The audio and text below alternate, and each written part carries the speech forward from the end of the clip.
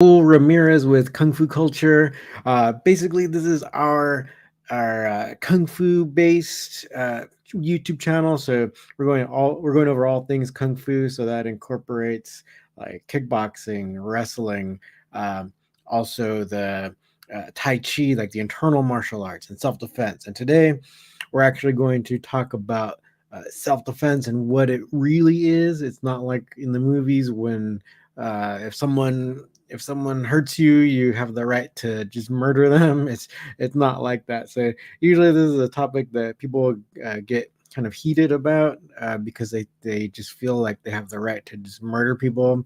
But legally, you most likely can't get away with that. So let's go ahead and kind of talk about it. And we also have a new video course available on our website because we want to show like a kung fu based self defense. So let's go ahead and kind of talk about what that is. And also the link for the video course is in the description box. You can always go ahead and check that out. But ultimately, when you think about self defense, you have to think about not murdering your attacker, all right, or not hurting them severely. You have the right to uh, like block them and like kind of stop them, but only you can think of it simply as like only to the point where you have the opportunity to escape, right? You can't just like, if they start attacking you and you wrestle them down to the ground and you're on top of them, you can't start like ground and pounding them until they're unconscious, and then you can't keep going after that. You really have to stop and then just get away and report it to the police, because there are many stories now where someone was excessive in their self defense, and like they had to go to jail, right? Because if the person survives, or even if they, especially if they pass away, maybe their family might come after you, even though you were defending yourself. So you really have to think about that. It's not like in the movies where someone defends themselves and like just kills the other person, and it's like what's it like poetic justice, anything like that.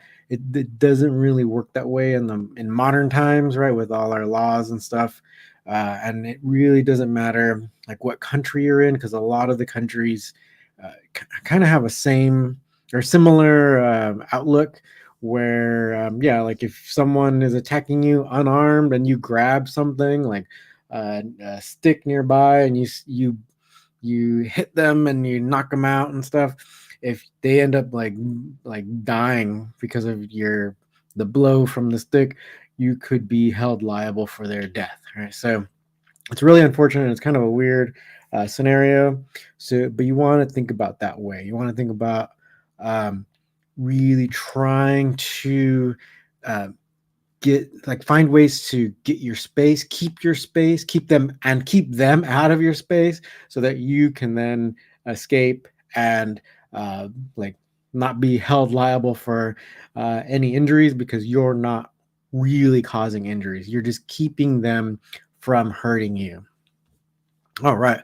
Um, all right. Actually, we have a comment, so let's take a break for the comment, and then I'll show something else later. So, all right, let's go ahead and show the comments here. All right. So, man with strange things. Do you think aesthetic kicks like axe kicks, question mark kicks work in the streets? Yes, they totally can. All these kicks, if you train them, you can use them basically at any time.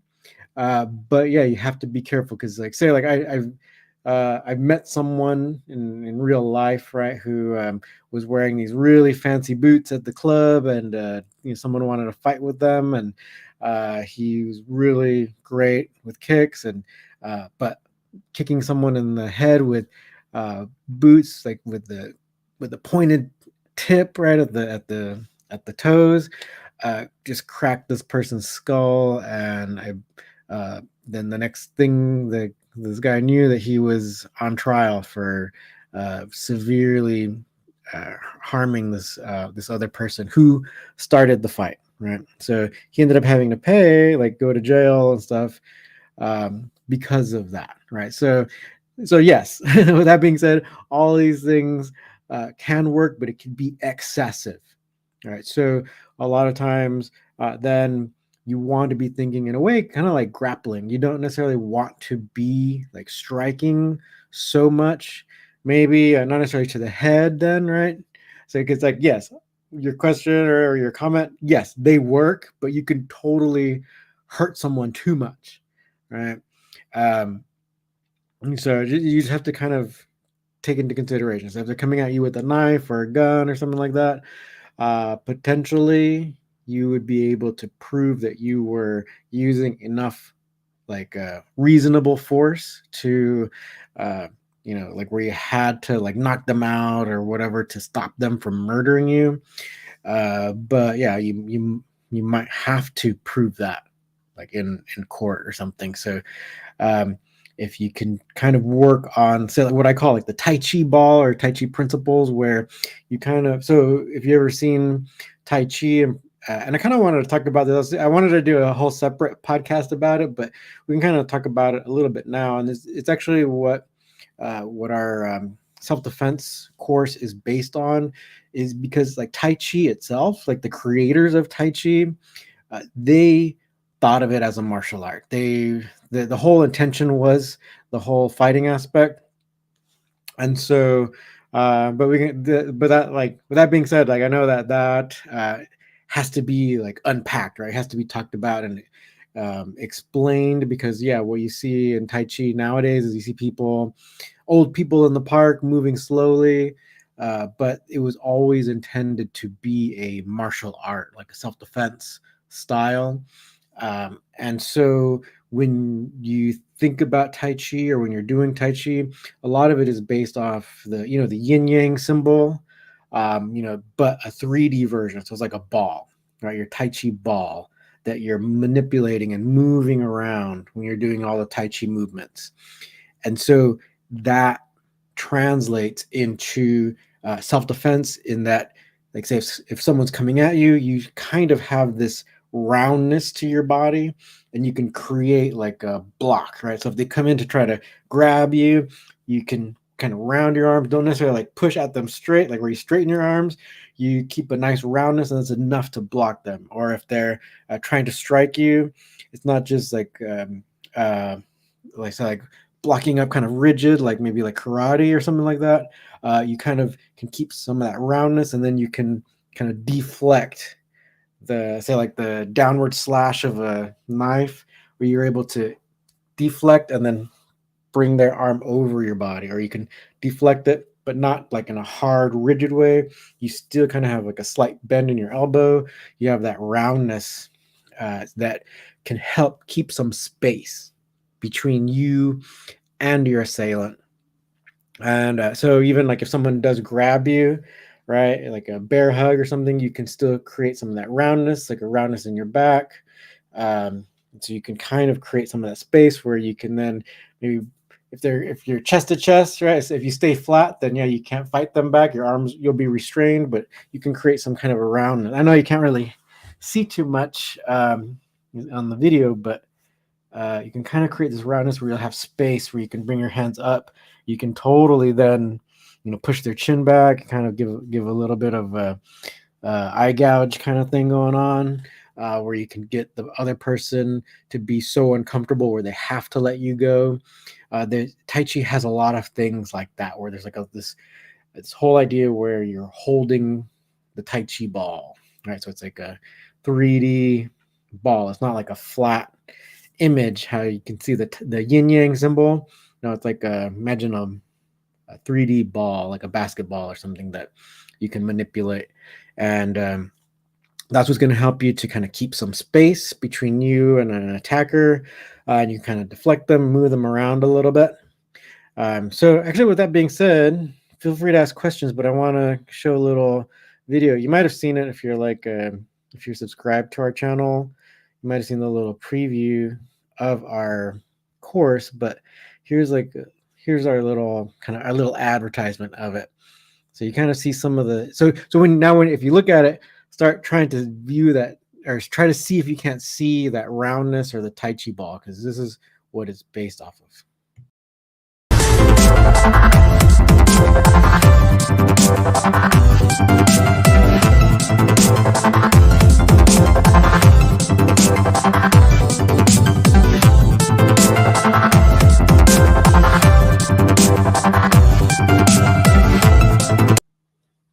All right, so hopefully you kind of saw that where it's like, yeah, if someone's coming at you, you can have this roundness that'll help you keep that space between you, even for like armed attacks, even for grabs, which is very important. I've had a bunch of clients who trained with me privately, and unfortunately, one in particular, actually no, two.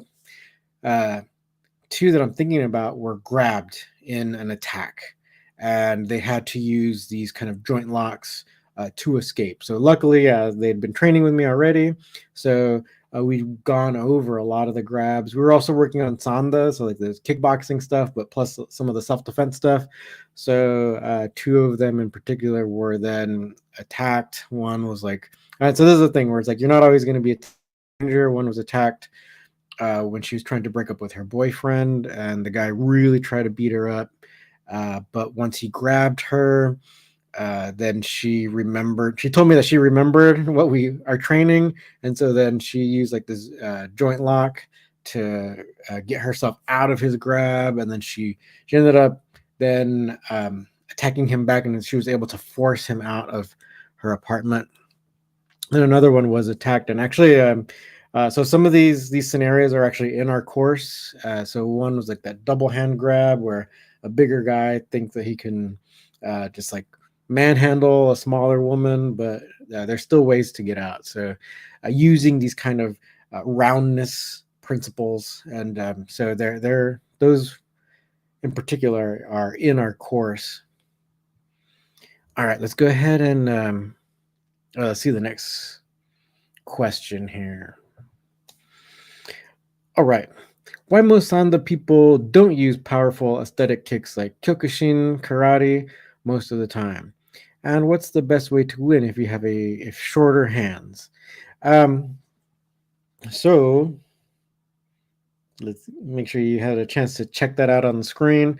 Um, well, they're actually, it's almost like someone's preference. So we have like a lot of famous Sanda guys in the past using axe kicks and stuff like that.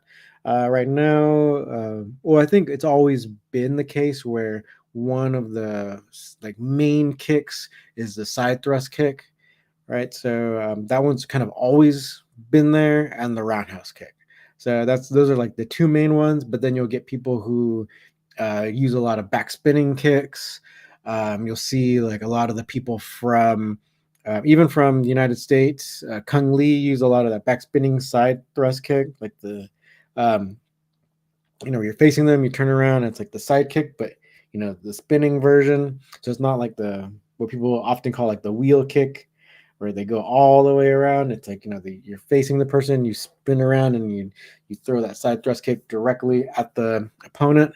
But also nowadays, like if you watch a lot of one championship MMA fights, you'll see the Philippine team people. So in the Philippines, I think there's like now at least two of the main MMA training schools that are Sanda based. They call themselves Wushu based, but it's like Wushu Sanda because the Sanda or Wushu only has one fighting style, so the rest is the forms competition stuff. So, but anyway, yeah, they're Sanda based, and one of the guys, Edward Folayang, he was like a Sanda champion, I think, like in the Asian Games.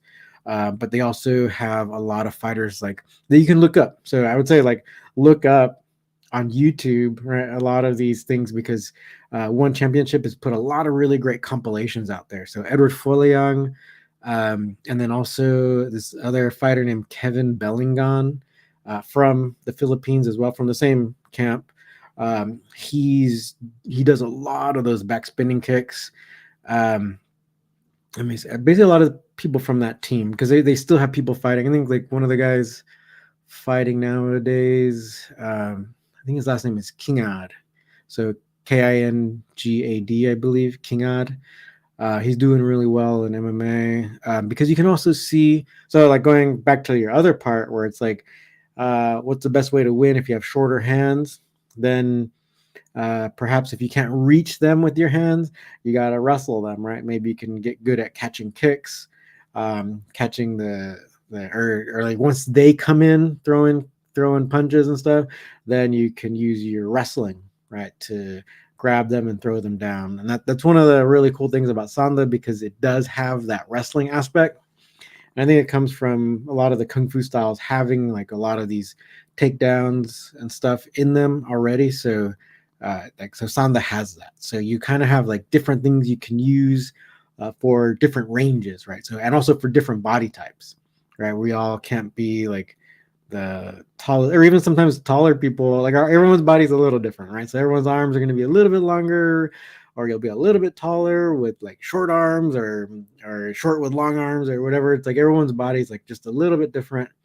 So then with Sanda being so dynamic, you can try to find what works for you. So yeah, more long range kicks, more medium range. You got the punches, and then shorter range, you have the wrestling, right? The takedowns, the grappling, right? So, and that's also part of like being good at defense, right? So you'll have like parrying, you'll have head movement, like upper body movement, trying to get out of the way, right, of kicks and punches, and then you actually have the grabs, right? So you can you can catch the kicks, you can catch even a lot of the punches, right? A lot of the strikes, right? If they get close enough, you can kind of clinch up with them, and then you can work your takedown. So that's what's really cool about like Sanda in particular. And then, like, say if you had a Sanda base, right? If you got really good at Sanda, then you can easily add like self defense stuff, like weapon stuff, like knife fighting stuff, because you would have had like a really dynamic base that like kind of already has given you a good foundation and like the wrestling and like making it difficult for people to take you down and stuff. So that's like what's like one of the many benefits, and that's why I kind of consider Sanda like a good base style for just martial arts in general, or for MMA or for self defense. Like, it's a really good base style. The other style that I think it's a really good base to have is catch wrestling. And if you want to find out more about catch wrestling, you can check out our other YouTube channel, Catch Wrestling Alliance, where we go over all that stuff because catch wrestling is like a more of a complete wrestling style where you start standing, so you learn takedowns and you learn how to hold people down, right? Or you also learn how to keep distance. So a lot of the similar positive aspects in Sanda are also in catch wrestling. So if you want to check that out, feel free to check out our other channel. But just know that a lot of these principles, again, can be applied to self-defense. So that's what's in our course, which is on our website, kungfuculture.com. So feel free to check it out. But also, I kind of want to let people know that it seems like people are becoming more aware of Sanda. Like, so I've been seeing like a lot more YouTube videos about it. So I think more and more people are discovering Sanda. So definitely want to share it because I mean I've always really liked it. I was a two-time United States national champion in Sanda. I trained in China. So I've also in China I've learned like several kung fu styles, several internal martial arts styles, like several Tai Chi styles, Xing Yi, a lot of these different, even the Chinese wrestling and stuff. So I think it's really great. I think it's really fun and practical, and so you can kind of use it, like say, as a game, or you can also use it to integrate a lot of self-defense stuff. So I like it a lot. Oh, and then you see, even there's like the whole meditative thing where there's a lot of the uh, breath work and stuff. So say if you don't like doing yoga or any other type of meditation, like just like sitting there and like trying to clear your mind, like there's a bunch of different kind of kung fu meditation styles and stuff. So I think it's a really great thing. I was always like really interested in learning more about it because it's so dynamic, and it has like the whole spectrum from the meditation stuff to the fighting, the sport, and also the self defense. So I really have always enjoyed like the different aspects of kung fu. So that's like the main reason why I made the kung fu channel. I trained in Beijing Sports University for Sanda and wrestling. I've been to China many times. I've also competed in wrestling in China, in not only in Beijing but in Yunnan province. So Yunnan province is really cool. So I think what people don't really understand is that there's more wrestling styles in China than just the jacket wrestling. So in Yunnan, the indigenous people there, they have their own wrestling style. And so, yeah, there's no jacket. It's a lot like freestyle wrestling, except there's no points and it's kind of continuous. So you will keep wrestling until you can pin the person. Sometimes they'll have a time limit, but um, like, oftentimes you can pin someone like before the limit is up. If you go past the time limit in one of the villages that I wrestled in, they kind of had like a tiebreaker. So like overtime, if whoever got the first takedown would win, or if someone tried to get a takedown and they couldn't take you down, then you win. So oh yeah, because like one village for overtime, they started the starting position for the overtime was one person had a single leg. So they grabbed one of your legs, and if you, being the person who has the leg grabbed, if you can keep them from taking you down, you win. Or the person who's got the leg, if you can take them down, then you win. So it seems like it's really advantageous for um, the person who has the leg. But say like I was in that position for one of the tournaments, and that person grabbed my leg, but they weren't able to take me down, so I won. So that was for the overtime. That wasn't like the actual wrestling style is a real like wrestling style where you want to pin them, right? But yeah, for overtime, this was how they decided it. So yeah, it was a great experience. All right, let's check out the So, Man with Strange Things. For me, Sanda is like MMA. I don't really think it's a good base. I think it's a complete system. Yeah, it's also a really great um, way to look at it because it is used by, like Sanda is used not only in MMA, right? It's also used by a lot of self defense, or like police and stuff like that, or military, like in China. So that's what I'm saying. It's like so thinking like in the thinking of Sanda as like the sport Sanda. So like the sport rules, the sport kickboxing with the takedowns and the striking. Uh, like that is a good base, right? And then you can easily add more stuff. Like say if you do MMA, or you can add whatever you need for the self defense, or so that's kind of what I'm talking about. Where it's like, say if you if you start with the sport itself, then it's really easy to add some specific things that you might need for, say, like your job, right? If you're an MMA fighter, then yeah, you can add some of the joint lock stuff, like where it's like some of the jujitsu stuff, but or even some more of the wrestling stuff, where once you've got the person down, how you hold them down, and then ground and pound and stuff. So, like that, where it's like the sports sanda is a really good foundation, a really good base. Yeah, I'm glad you're really liking the sanda. Yeah, I really love it. Right, so you know, like I said, I spent a lot of time training at Beijing Sports University, and also the United States and stuff. So yeah, no, I love it. I love it too. um, so yeah, let's go back to the whole self defense thing. Uh, so then now specifically, if we're talking about Sanda for self defense, then yeah, it's really easy to use a lot of these wrestling principles that you would also see in plenty of traditional kung fu styles, and specifically Tai Chi, where you will have like this roundness, so you can keep that space between you and your attacker, right? So let's go and show the video one more time.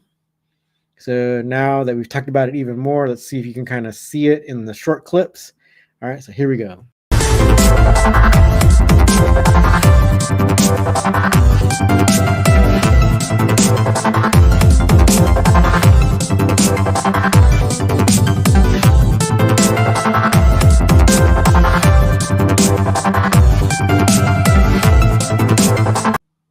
All right, so hopefully that kind of gave a better illustration than me just like describing it with my words. So yeah, so having this roundness, this whole idea where you can keep space, you can block someone from attacking you, and you can still try to find ways to escape, right? So if you're interested in learning more, then yeah, go ahead and check out our website and the courses there. So I think maybe we'll go ahead and cut it short today. Unless anybody has any questions, feel free to ask. But yeah, I kind of wanted to get that out there. Most people, from watching movies and stuff, they think self-defense is like allows you to just kill someone, right? If someone tries to pick a fight with you, but it's really not the case. Most of the time, you might find yourself in court trying to defend your actions, right? If you hurt someone too bad, even though they might have started it, right? Even though they might have attacked you first, right? You still really have to try to not hurt them too bad, right? And the law says, at least in the United States, a lot of it is you can only kind of go up to what's like reasonable amount of force. And say like if you're a martial artist, if everyone knows you're a martial artist and you hurt someone pretty bad, then you could be having to defend your actions in court. So it's a very stressful situation. You definitely don't want to be there. You don't want to explain to a judge who's not on your side, right? How your excessive use of force resulted in someone's it's called disability or their death and stuff. So so try to think of escaping the person, right? So that's what our course is all about. It's like fundamentals. So if of course it's not going to be extensive where it's like we go through everything about knife fighting and stuff. It's going to be about how to try to find ways to keep your distance, even if someone fights with a knife, or if someone grabs you in certain ways or whatever. So I think it'd be a good course for really anybody to just know, and then you can kind of teach others how to keep space, keep distance. So yeah, go ahead and check it out. All right. So hopefully we see you again. Also, if you want to learn about anything more, we're definitely going to try to put a lot more effort into our YouTube channel for all this, like the Kung Fu stuff. We also teach at UCLA, the university here in Los Angeles, but open for like private lessons and stuff. So feel free to hit me up. All right. So see you next time.